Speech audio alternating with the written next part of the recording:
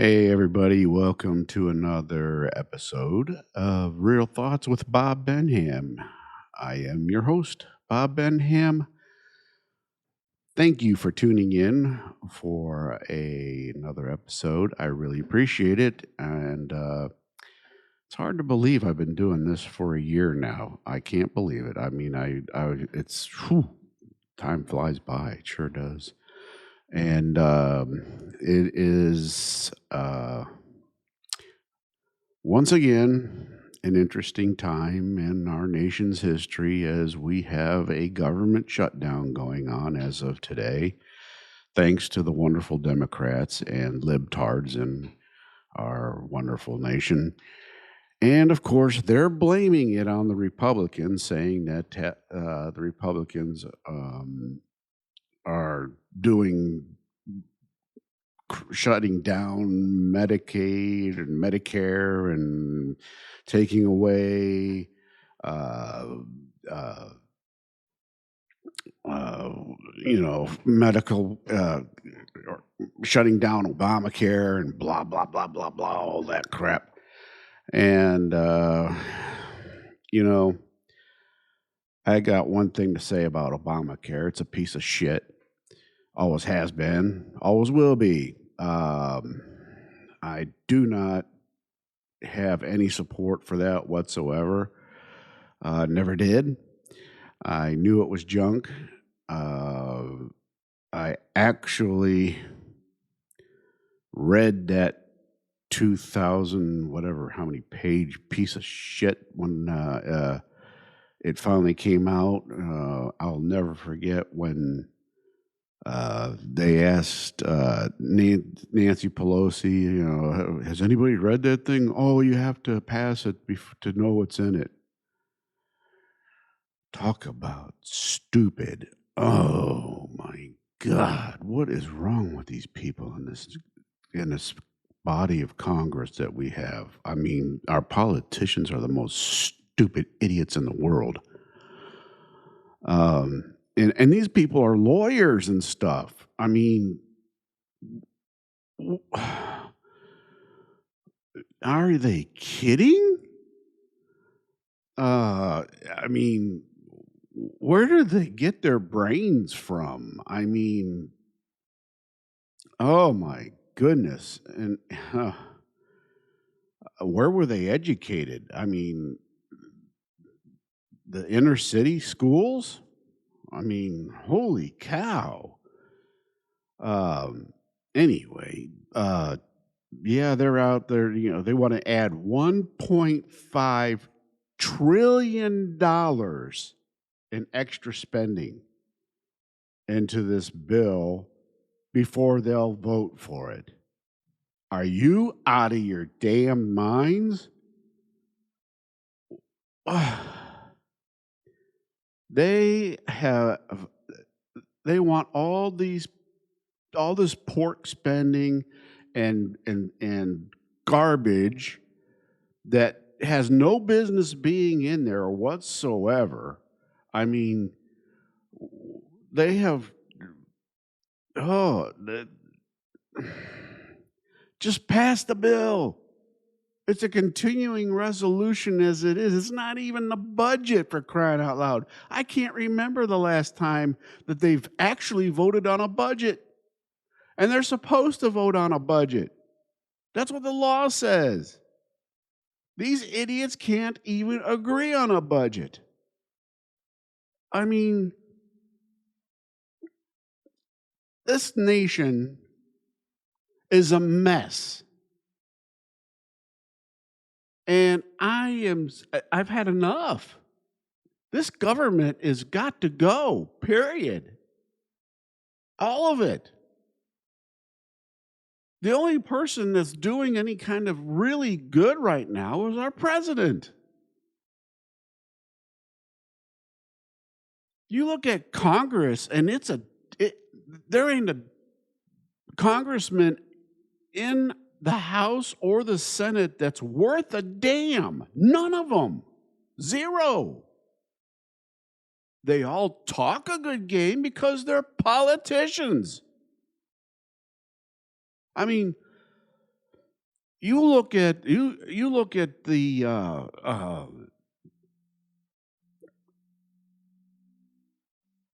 at the way they talk and and what they say. I mean, I can't tell you how many times I thought, oh, somebody's going to actually do something.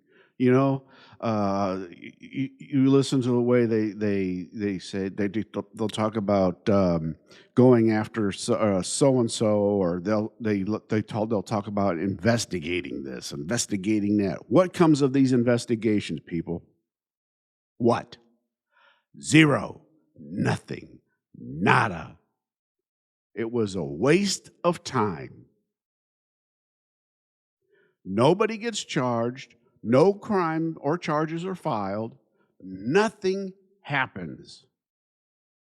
What changes come from it? Nothing. It's business as usual. What is the problem here? Changes need to be made. I It's got to stop. That's all I got to say. This has got to stop. They, we need term limits. If you serve more than 12 years in the House of Representatives, you can't serve that long. You're not allowed to serve. It should only be 8 years. 8 years in the House. You're only allowed 2 terms in the Senate, which would be 12 years. And that's even too damn long. And once you serve, you cannot go like 12 years in the Senate and then try to go be voted into the House of Representatives. Once you've served in one or the other, you are done. You cannot go and serve in the House and then even run for president. No, you've done your duty. You've done your term. You're done. Period. That's it. You've served. Gone. You cannot be appointed to anything. That's it. Go back home and get a damn job.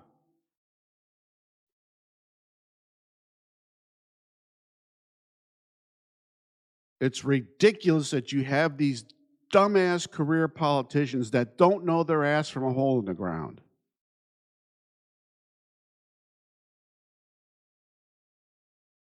I'm to the point now I cannot stand to even listen to. I can't hear. I don't want to hear their voices. Their voices to me sound like fingernails on a chalkboard. I cannot. It's just nuts. Absolutely nuts.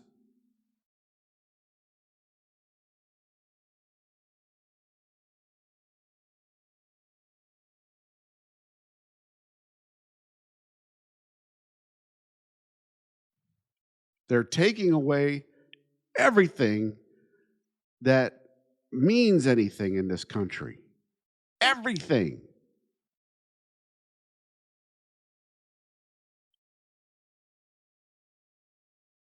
I have always said, one party, two names.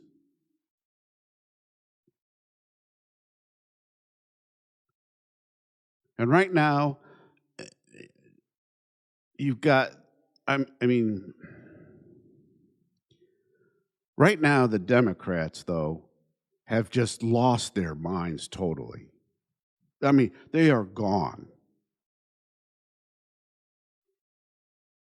They had a poll by the New York Times, of all freaking newspapers, the New York Times had a poll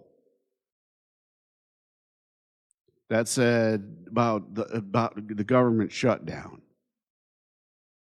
And it was something like, I think it was like 63 or 67% said that the government, the Democrats should not shut down the government. This was a poll strictly For Democrats, 63% or something like that, it was right around that, said they should not shut down the government.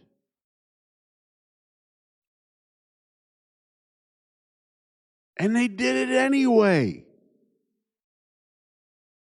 What in the hell is their problem? What point are they trying to make?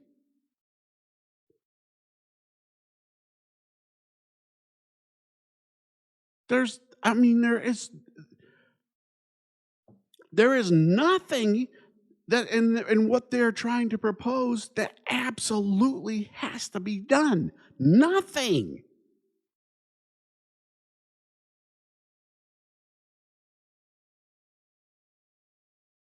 It's insanity. I mean, they're proposing insanity. They're wanting to take care of illegals. No, absolutely not. Illegals do not need to be taken care of. They need to be sent back home.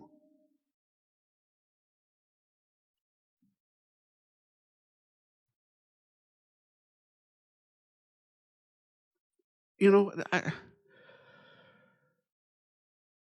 I'm so tired of this stupid game playing.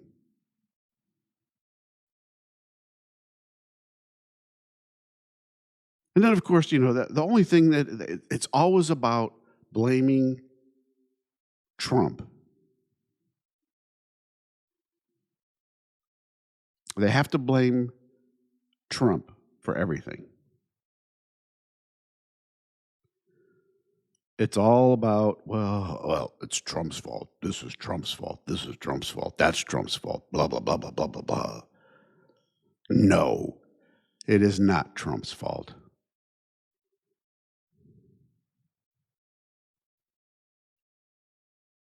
Trump is doing what he is supposed to do as president of the United States. He is the executive of the United States, period.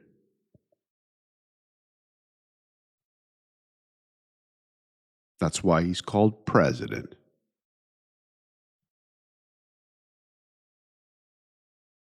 He's the one that makes the ultimate decision on a lot of stuff. That's the one way. That's why he's the one that when you pass a bill in Congress, he has the last vote. Yes or no?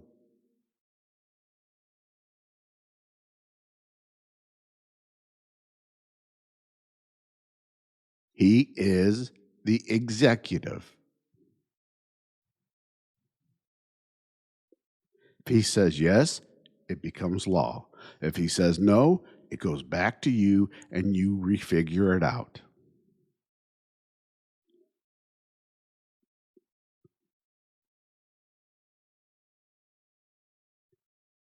People,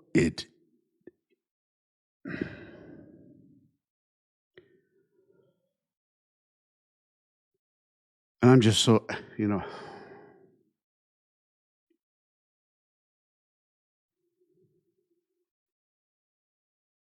and I'm so tired of this name calling crap.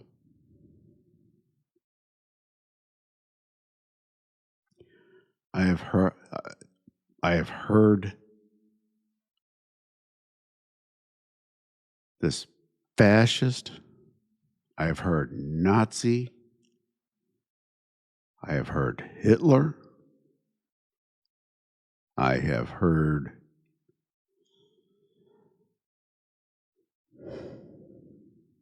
tyranny, tyrannical. I've heard oligarch. All those terms, I've heard them enough.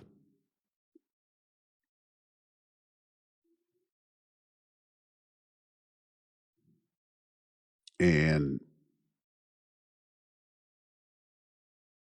The thing of it is,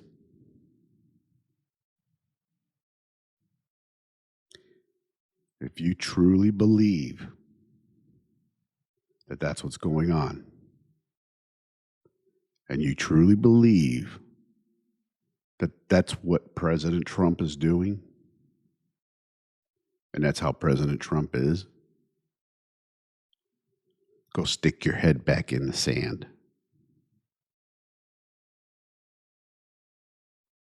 Because it, not even close.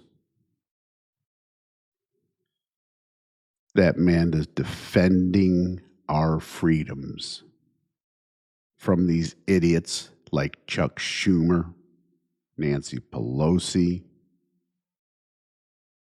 Maxine Waters, and all these other dumbass Democrats. They're the ones that are power grabbers. They're the ones that want to become fascists. They're the ones that want that crap.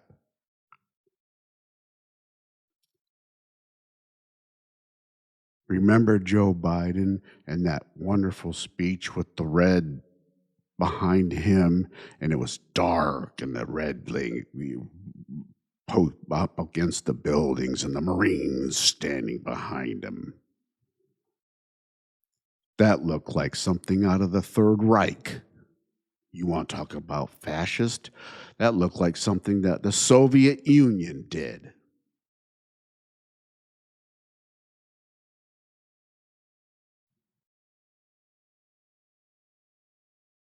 It made me think of that when I saw that speech.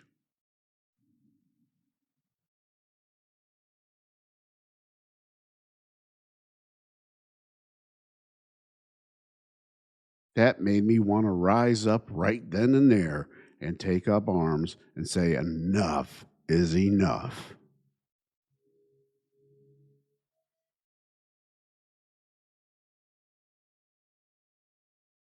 We have gotten beyond ridiculous. And if there's one thing that the Democrats are good at doing, it's staging that kind of crap. They're good at propaganda.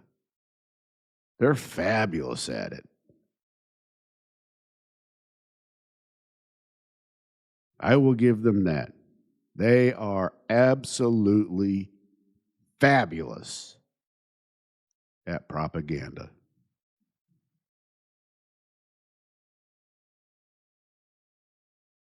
It's what the left does.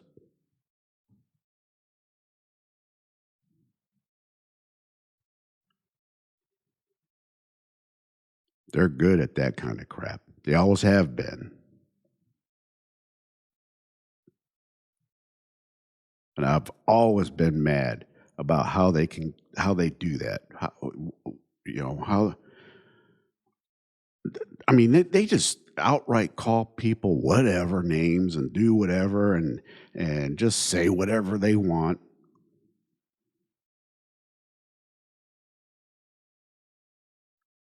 And they're always like that, and of course the Republicans are like, oh, we can't go down to their level. That's not right. We got to take the high ground. No, not anymore. It's time to call it as it is.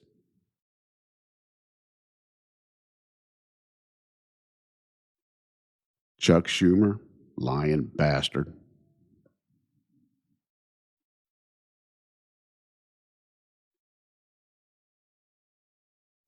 Not one word that comes out of his mouth is anywhere close to the truth. Not one word.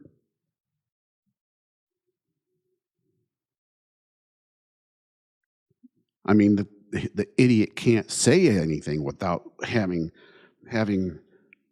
papers in front of him and reading it. I got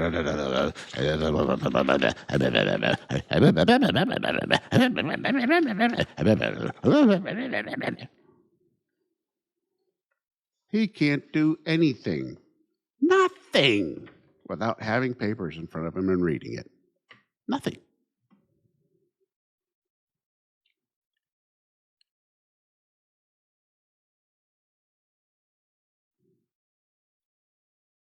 And he's got to do his all his little name calling and all his most of his lying and most of his uh setting stuff up and everything. If you notice, he's got to do it right at his little podium in the Senate. You know why? Because if he does it there and does it under the guise of official business in the Senate, then nothing can happen to him. If he says it on the outside, he could be in trouble.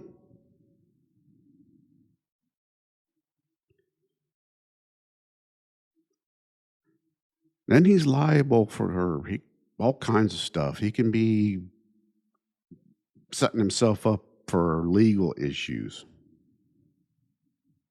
But as long as he does it within the confines of the Capitol, he's protected.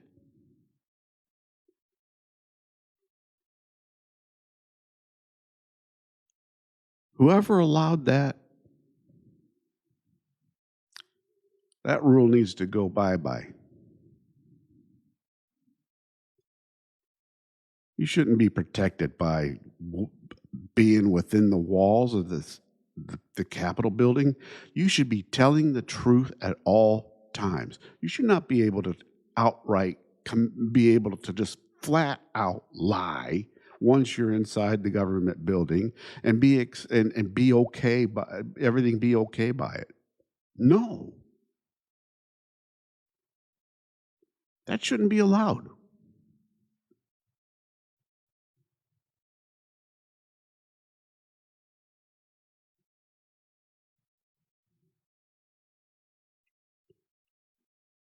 I just it's absolutely just it just makes me so mad.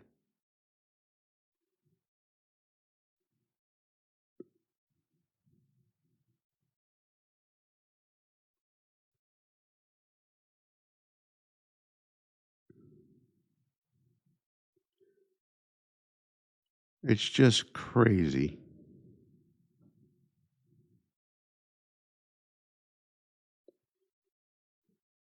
And then now, yeah, what's really makes me mad also is all these political action committees and political or whatever they call them. And then once something happens, all of a sudden the TV airwaves are just filled with ads about what the Republicans are doing and what the Democrats are doing, and they're putting out their BS about, well, you got to call your senator about this or your representative about this, and then both sides are putting out their spewing out their BS. That crap should not be on TV. Each side's given their distorted view of whatever.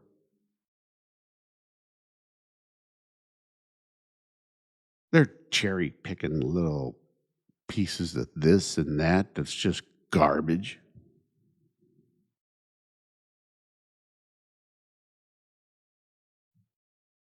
And there's no law or whatever it says they have to tell the truth too. I mean, if you look it's so funny when you look at a lot of the stuff that they say, there's always some kind of little disclaimer running across the bottom.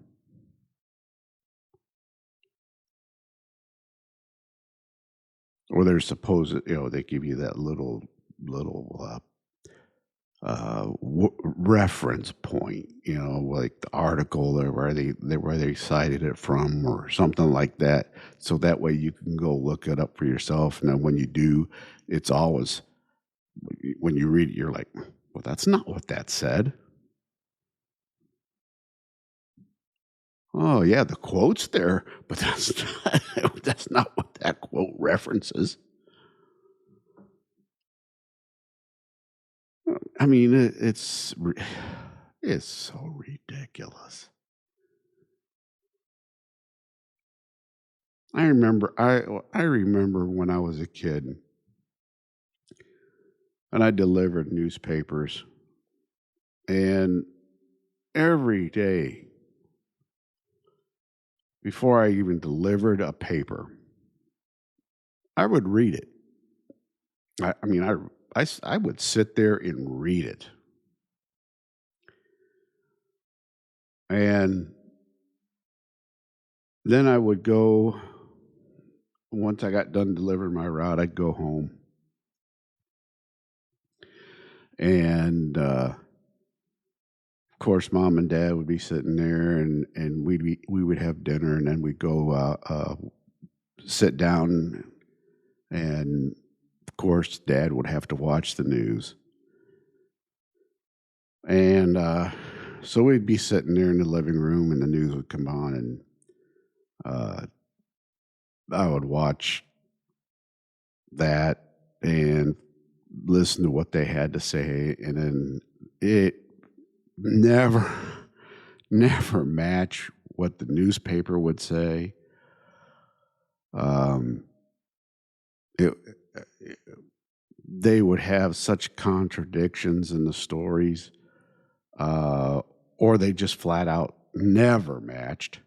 I mean, it was like you would read, and then read the story, and then what was being said on TV was just completely opposite of what you just read. You're going, "What's the truth?" Um, and then you would see that the political ads on TV from a candidate running for office, and it would cite, the newspaper article, and I'd be like, I read that article. That's not what it said. And I mean, it was comical in a way, but also just incredibly stupid. And I would just I mean, I just literally I would I mean, I would just sit there and think, my goodness, no wonder why people are just so misinformed when I mean, you look at how badly idiots, these idiots put out this information. I just can't.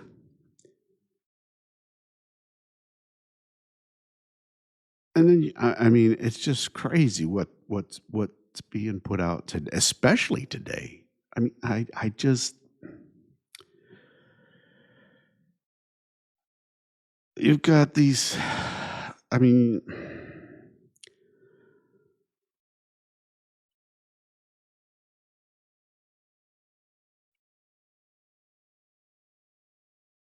you look at what they called Charlie Kirk. God rest his soul.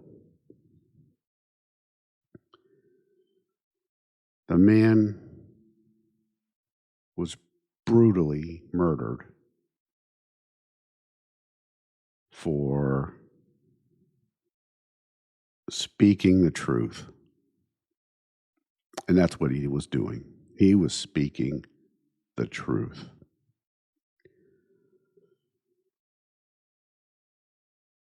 And he was not afraid to do it.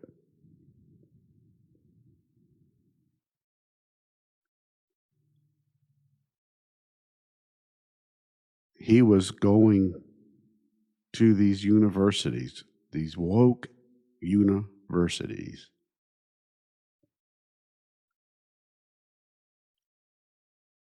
and I loved his premise with the prove me wrong. I love that. And because by doing that,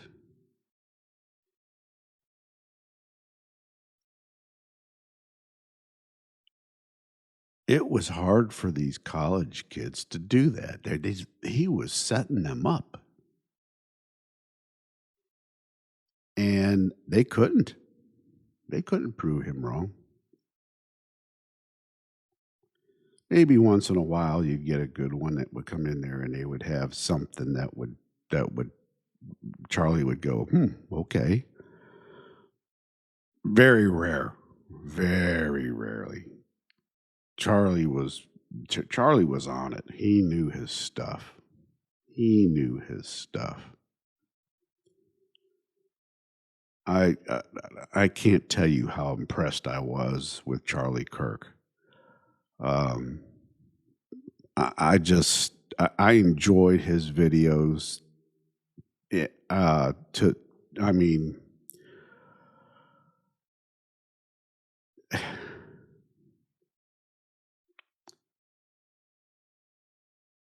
for as young as he was, for being self-educated as he was, for as wise as he was, in being as young as he was at I mean, as wise at his age. I just wish I could have been as wise at my age as he was at his age. Um, he just floored me with his knowledge of so much. Um, and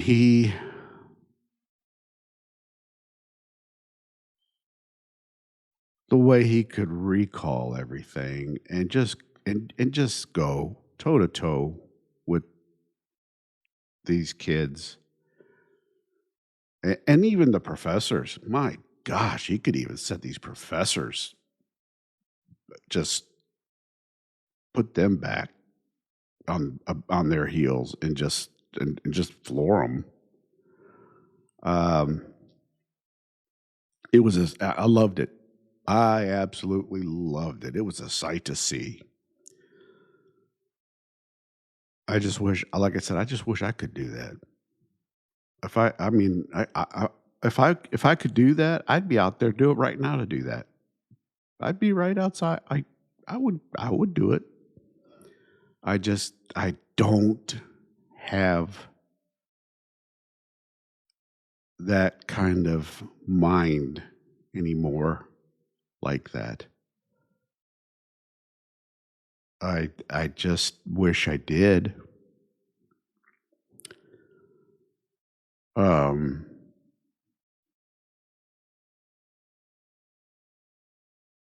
I try hard to be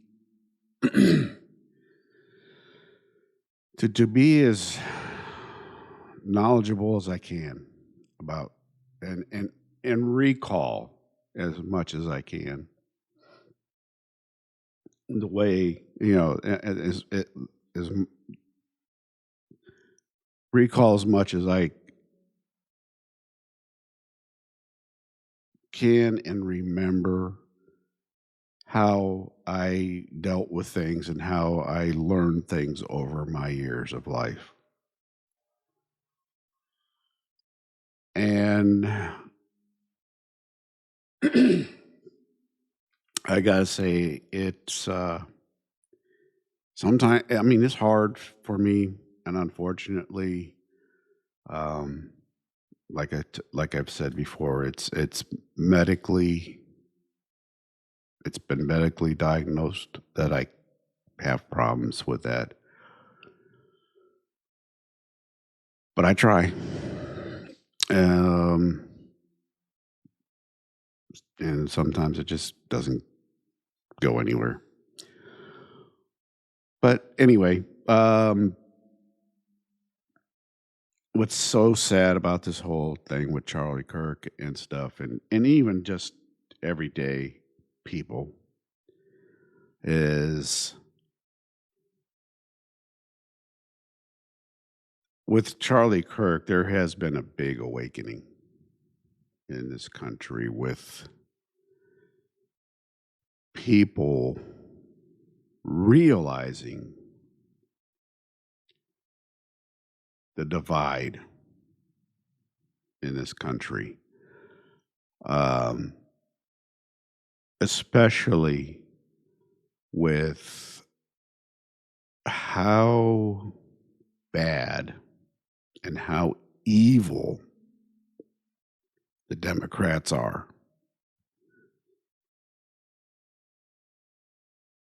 And it has exposed them big time, big time. And they don't know how to handle it. And they're acting out. They're having to act out. And they think they're riling up their base by doing what they're doing, like with this government shutdown and this and that. And they're getting, and their base right now is so far left. I mean, really far left, and there, not, it's not good. And people are rejecting that, especially, like I said, what happened after Charlie Kirk's assassination.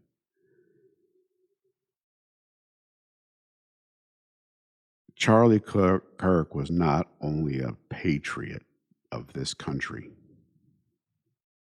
because he knew the Constitution, he knew the Declaration of Independence, he knew what it meant to be an American.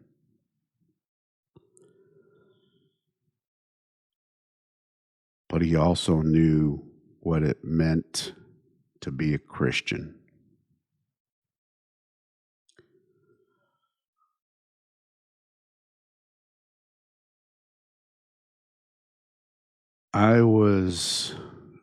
When I was young, and I would go to church every Sunday with my mom. And when I graduated from high school, it was my intention to become a priest.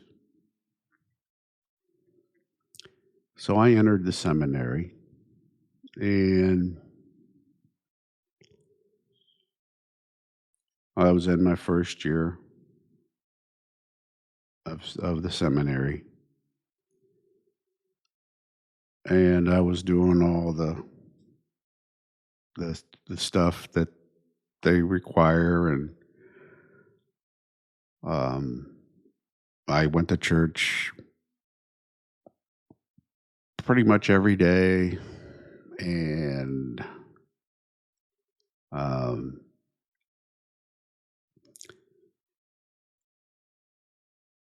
I gave my thoughts on a whole host of things, between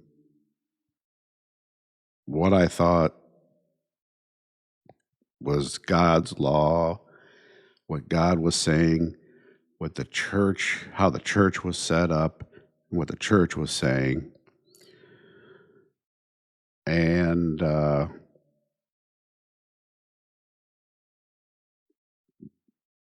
all of a sudden there was this huge divide. One of them was, it came down to Easter, and I had said, hey, you're not going to go to hell for eating meat on Friday. during Lent. And there was this huge,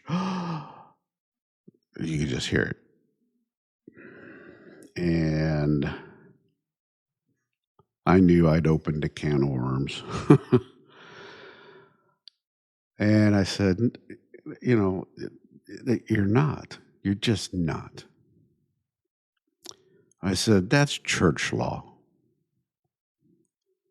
I said, when that was set up, there was a shortage of meat. I said, so they rationed everything to the point where you could eat meat on Friday. So they had you have fish on Friday. So that's the reasoning behind it. I said, so, there's no, God didn't say, "Hey, oh, if you eat meat on Friday, you're going to hell." No, it was the church that set that stuff up, not God. And so I said, so God's going to forgive you if you have meat on Friday.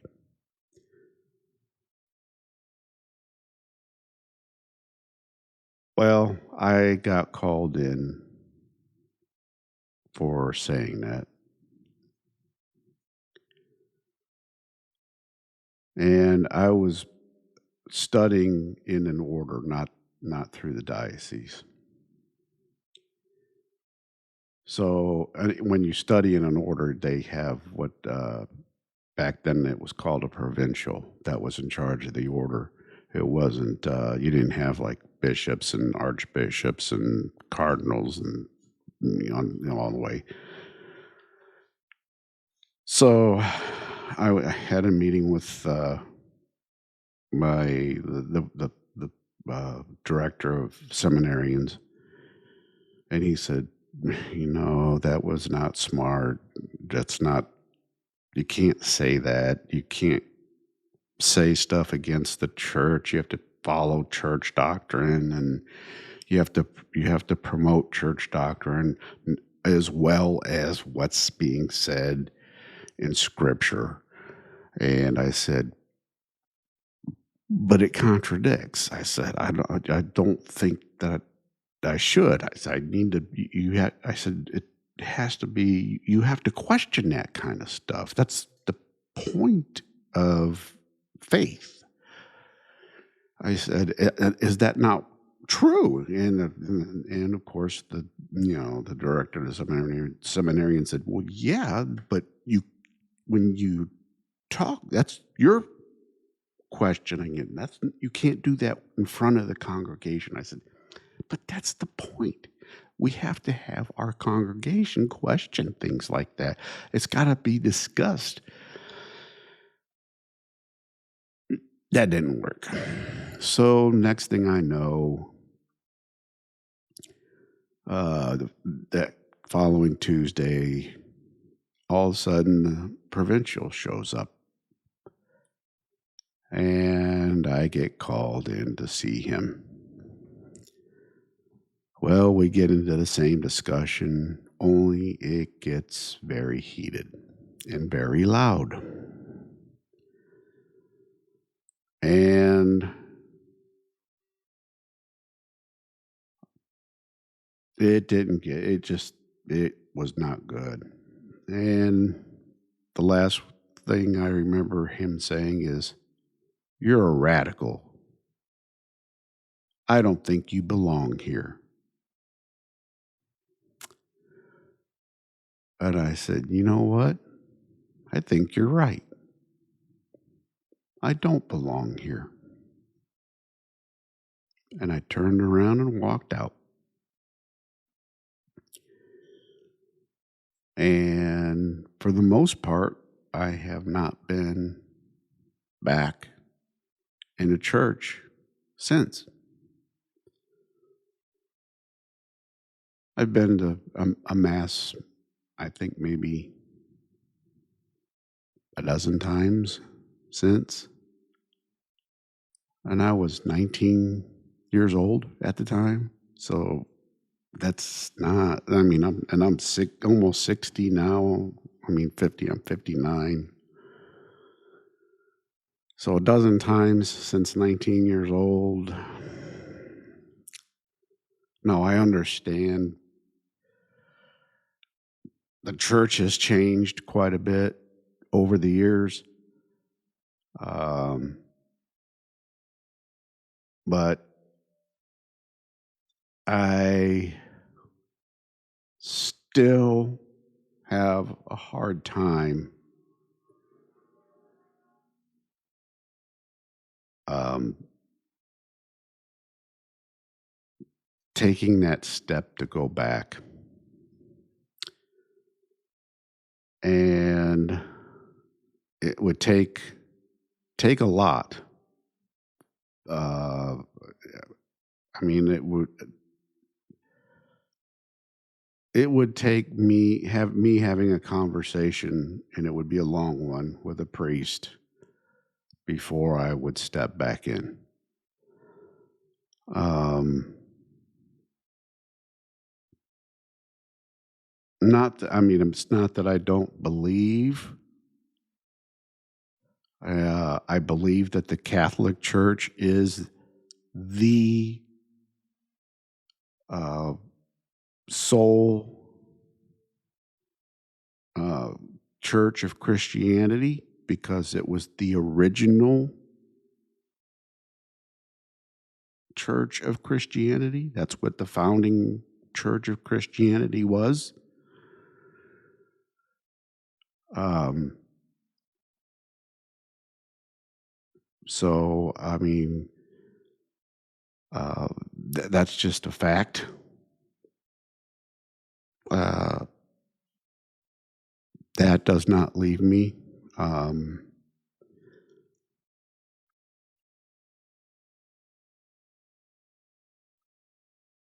I have strong faith in God and in Jesus.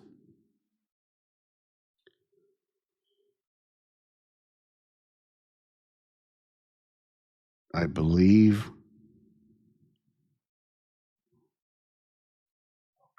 wholeheartedly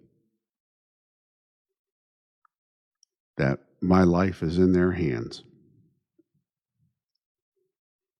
There has been, oh my goodness, I can't even begin to start to tell you um,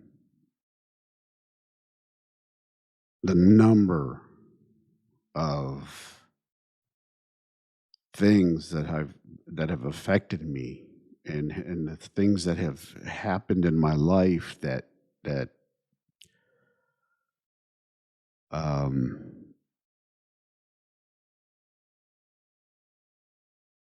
with a lot of other people they wouldn't have put up with or survived. Um, somehow I have, and and I know it's because of God. Um, so that's how I am, and that's how what I believe. Um, and I believe Jesus died for all of our sins. Um, that's one thing. That was another thing that myself and the church disagreed on, is that I don't the I the Catholic Church is different from others. We don't believe that you have to be born again. Um, there's others, Protestant churches, where they say, "Oh, you need to be born again," and all that. And the Catholic Church doesn't believe that, and I don't believe that, because Jesus died for our sins. That's that's the reason, the whole reason for him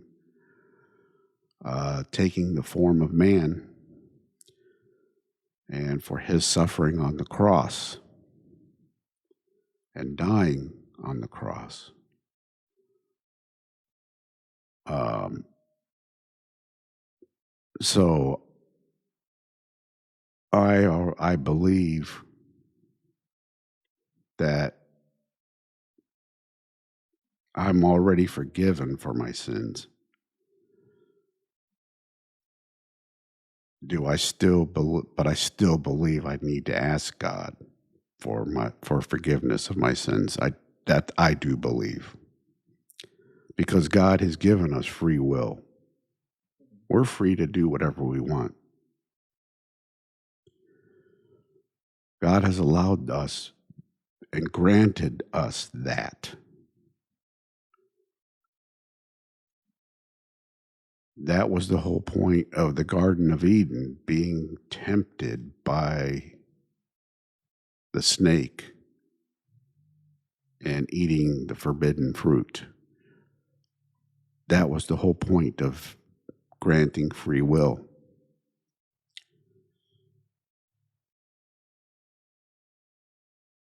And then them realizing they were naked and the shame and things like that.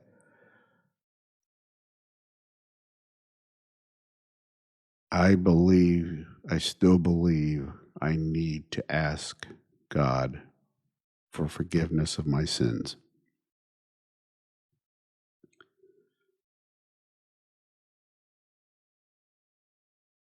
Nobody's perfect. I do know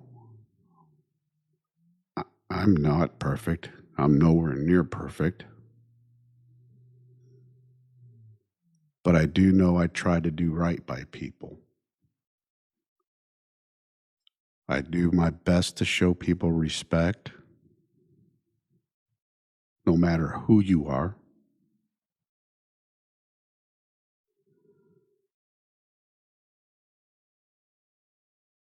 I will always say yes, sir, no, sir, yes, ma'am, no, ma'am.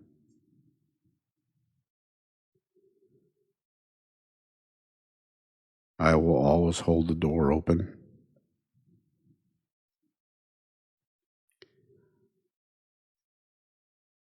I will always let you cut in line in front of me if you have less items than I do.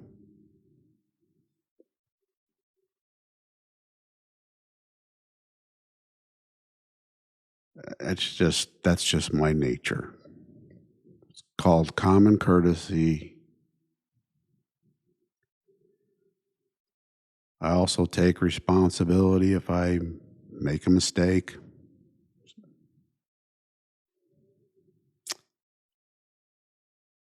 I take accountability for what I do.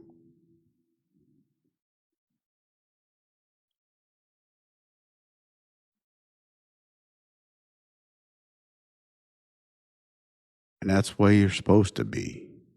That's what life is about.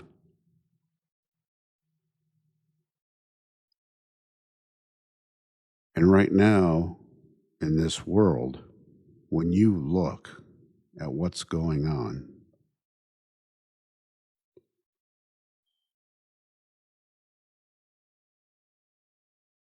you have to see, and it's not hard. It's not hard to take that step back and just look at what's going on and listen.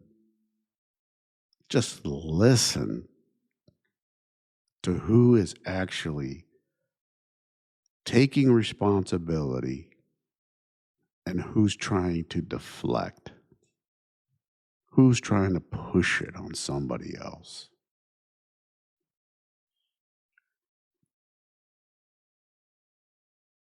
You know who is and who isn't. You know who's trying to do the right thing and who's not. When you got a group that's trying to put add an extra $1.5 trillion, taxpayer dollars, into a continuing resolution, which means absolutely nothing except trying to keep the government open. And it doesn't need to be there to keep the government open. You know there's something wrong. And they're holding the government hostage because of it. You got to be kidding me.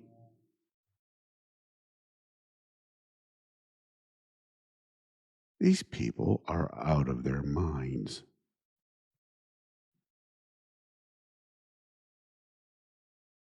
And then they still are going on with the rhetoric of calling us conservatives fascists, Hitler, Nazis, racists, bigots, homophobes.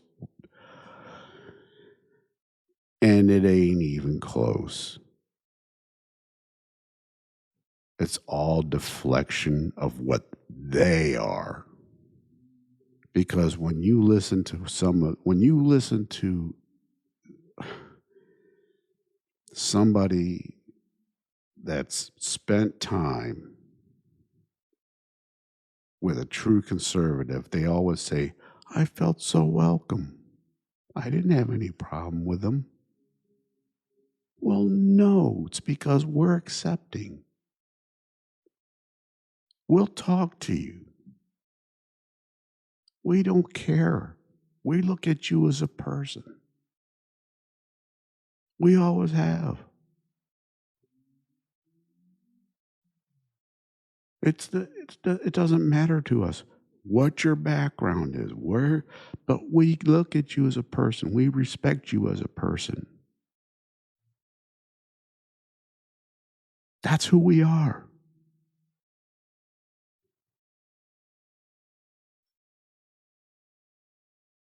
The other side is going to point out that you're black, that you're Asian, that you're whatever. They're about identity. It's all identity politics. They want to bring you down by that. You don't hear that from the conservative side. Not one word of it. Think about that. Think about why.